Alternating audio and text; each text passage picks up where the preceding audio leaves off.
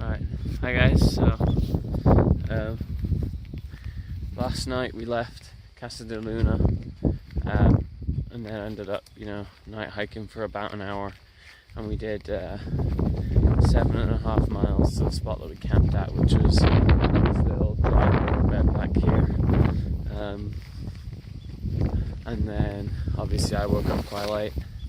It's actually 11:30 already, and I'm only just moving now, so everybody else is probably real far ahead. Don't know what the sort of plan is today. I'm thinking I'm probably going to go about 20 miles today, and that leaves 12 miles tomorrow into Hikertown, and I'll 12 miles in, spend a little time there, and then go out the same day. I'm not planning on sleeping in Hikertown. I don't think many people are. But yeah, so it's just a quick update of how far we got last night and sort of the plan for today. So I'll do some more vlogs later on then. Later. Alright, hey guys. So I'm coming up on the 500 mile mark. It should be like anywhere around here. There's a separate official 500 mile mark too, but according to Gut Hooks that's like 501 or something. So I'll do another quick vlog there, but just because changes to the trail and stuff since Gut Hooks is set up and everything, it's changed position slightly, but it's about 1.5 miles off. But yeah, so coming up on 500 miles, which is pretty good. Yeah, I feel pretty good about it. Let me just say, doing this trail, it's obviously a lot of work and everything, and it's, trying on your feet, but it's a lot easier than I thought it would be. Now, like the physical part of it, yeah, it's just as difficult as I thought it would be. But things like logistics, like, just planning out your day and, seeing how far the water sources will be and stuff, it's just so much easier than I thought it would be. Because Gut Hooks is, really good for that. You can literally, if you want to, just click on water sources and it'll list all the water sources down their mile marker and then how many miles ahead on the trail they are from you. Or you can just scroll along the map until you see the little water symbol. And then, not all of them are great, so you can click on them and it'll say, like, in the comments whether it's reliable or not. But just little things like that make it so much easier. And, pretty much everybody out here is using it just because it makes it so much easier. And then also, it's not the only resource you have. You've got things like the water report, which is just a big PDF basically of all of the water sources. It has their mile number, and then it's like the official version, so they get checked regularly to see what the state of the water source is and stuff like that. And I think the water report has more water sources on it than Gut Hooks does. But yeah, even with just things like resupplies and stuff like that, it's been quite easy compared to what I thought. The distance between towns and stuff, you can still go into a town every 5 or 6 days and resupply no problem, and they normally have plenty of stuff. I don't know if that's going to change further up the trail. I've heard that in the Sierras there's some longer food carries and stuff, but it's not so bad. And yeah, it's working out quite well. I'm enjoying it and stuff like that. We were just having a big chat yesterday about how much easier it is now to do this than it would have been, like 20 years ago or something. I don't know if I'm finding it a little bit too easy logistically, just because I'm quite logical. I find planning quite easy, or if it's just my gear is lighter than most or something. But it's really not as difficult as I thought it would be. Yeah, but still really grateful to be out here, still enjoying it a lot. It doesn't really change the experience for me. For me, it's still, about the challenge and getting the distance done, walking from Mexico to Canada. But I mean, some people are a bit bummed that it's that easy, but I was just like, look, if you wanted to do something super difficult where you look at the map for water on the map and just not know the strength of the flow and stuff, and having to cross more terrain and do more planning and stuff, you could have just gone somewhere super remote like the Amazon rainforest or something. You don't need to follow a trail. That could make it harder on you. But I mean, it's not that kind of experience. It's more of like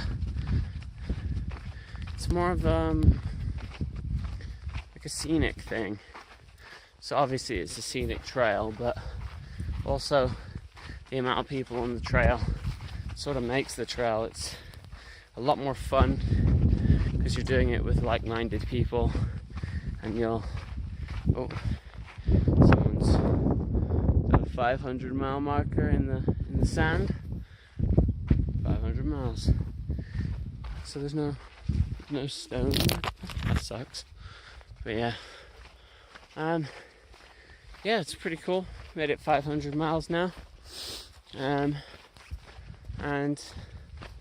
we're gonna keep pushing on 1,000, then 1,500, then 2,000, and 2,659. Oh, this one's better. Oh yeah. 500, and it has like a little pine cone. Woo! Yeah, that's a massive pine cone too. Look at that. Wow. Yeah. So we've done 500 miles. So I think 25% of the trail is something like 630. So we'll be done with 25% of the trail by the time we get out of the desert into Kennedy Meadows. And like I said, I actually I don't know if I even did say this in the vlog, but so when we were in Casa de Luna, we went to the cafe, which had good Wi-Fi, and everybody pretty much ordered all their stuff for the Sierras. So I ordered a bear can to Kennedy Meadows, my micro spikes to Kennedy Meadows, and I even ordered some Cadbury fudge as well, because I've been craving it. It's all about the fudge. They don't sell it anywhere here, so I ordered it from Amazon. Some like weird sweet shop or something stocks it here, and they can post it.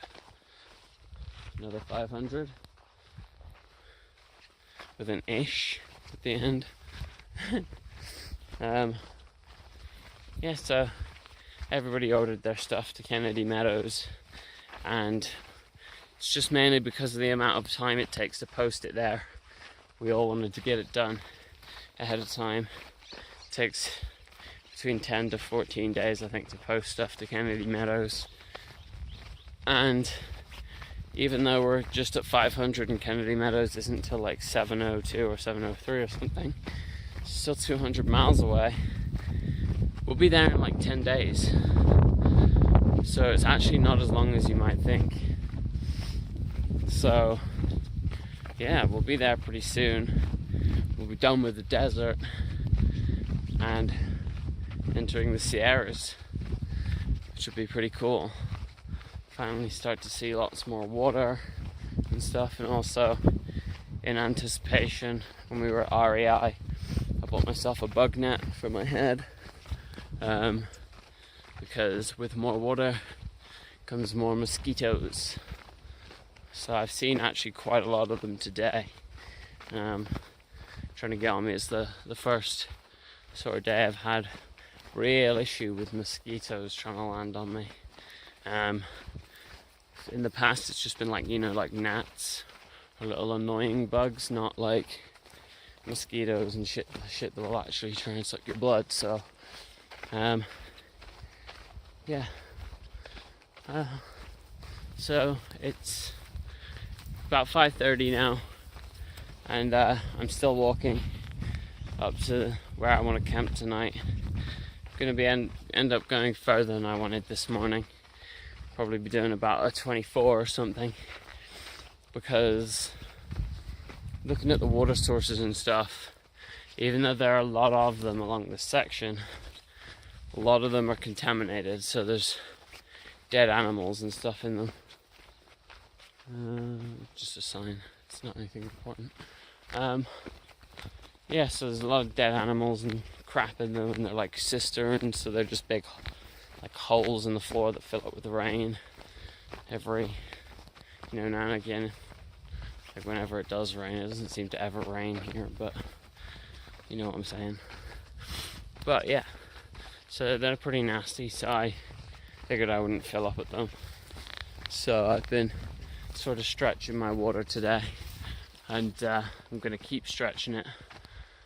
But this next water source is not for like another 9 miles, so it'll be just trying to figure out where the trail's at. You see, this is the thing, you come to a little section like this, you're not too sure, but look, just about see a little trail sign with the PCT symbol on it down there, so that is the way. Just get a lot of those. I think I got a text message there. Yeah. So I'm gonna keep going. I'll do another quick vlog because this one's getting real long. I'll do another quick vlog when we get to the official 500 mile marker. Peace out. Hey guys, so about 10:30 now. Chilling. Got up, had to go get my water and stuff, and then now I'm just heading out. It's only 9 miles into Hikertown. So I'll probably go there and chill for a few hours. And yesterday we ended up doing like 22 miles. So not bad. But today it's probably going to be the 9 miles in, chill for a few hours, and then do like about 5 miles afterwards. So it'll be a shorter day. But that's only because we're going through a town, or Hikertown, which is not like exactly a town. It's like a weird, town made just for hikers that go through it. So apparently it has like a restaurant and a shop and stuff, and probably Wi-Fi, so I'll probably chill there for a bit. And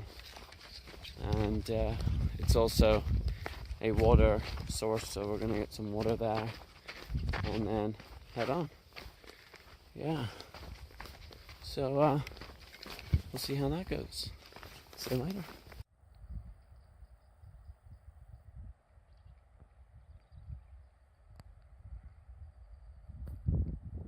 Okay guys, so I'm basically at Hikertown now, and behind me is basically what it is. It's literally just a little shack town.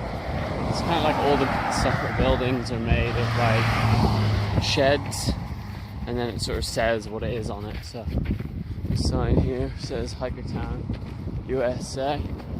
Just letting you know this is the town. It's just like a little fenced off area. I can see a building over there that says hotel, another one that says sheriff, another one that says like feed and store. It's pretty cool. And I see the cafe, and I think everybody's over there. Oh, this is shark bait. I'll be back in a bit.